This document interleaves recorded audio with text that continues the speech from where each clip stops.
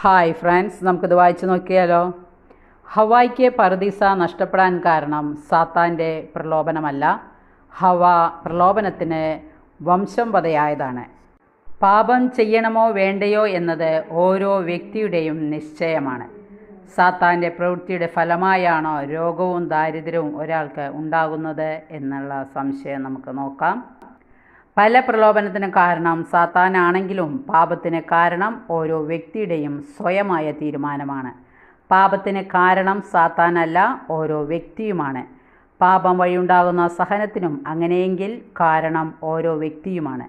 എനിക്ക് പകരം എനിക്ക് വേണ്ടി സാത്താന് പാപം ചെയ്യാൻ കഴിയില്ല. പാപം ഞാൻ സ്വയം നിശ്ചയിച്ച് ചെയ്യുന്നതാണ്.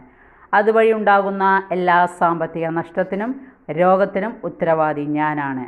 സാത്താന് മനുഷ്യനെ പ്രലോഭിപ്പിക്കാനേ പറ്റൂ. ഈ വായന ഇഷ്ടപ്പെട്ടെങ്കിൽ ലൈക്ക് ചെയ്യുക. Okay, thank you, by.